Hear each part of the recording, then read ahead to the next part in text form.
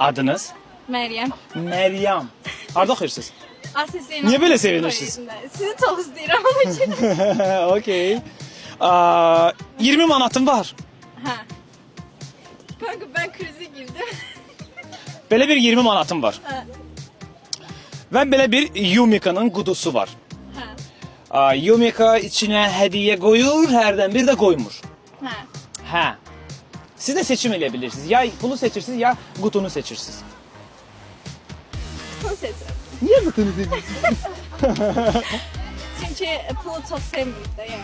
Pulu sevmirsiniz, yalan demeyin, hamı pulu sevir. Pulu sevmeyen var burada. Hamı sevir, bir dənə bəkdən. Gördün? Yaxşı, seçim. Kutu. Qutu. Tamam, qutu. Dəqiq. Borç çıxa bilər ay içi.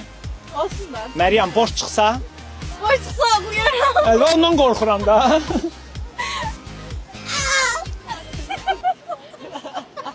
Dairemiz patladı.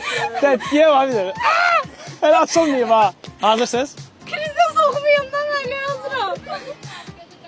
Ay sıvatı oldu. Deyən.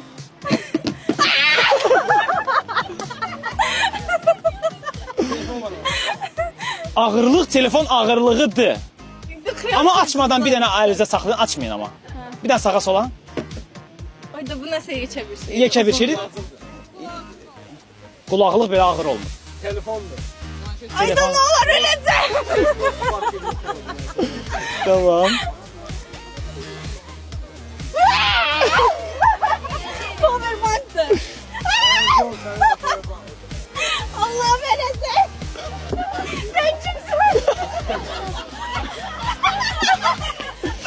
Məryəm, Dayınla benimle. TikTok'a gedəcək bu video. Vallahi. Ama kritikti. Biraz ama olsun eyb yoktu. Tamam. Sağ olun, nəşr edəsiniz. Sağ olun. Dərslərdə şarjınız bitməyəcək. Sağ olun. Sağ olun.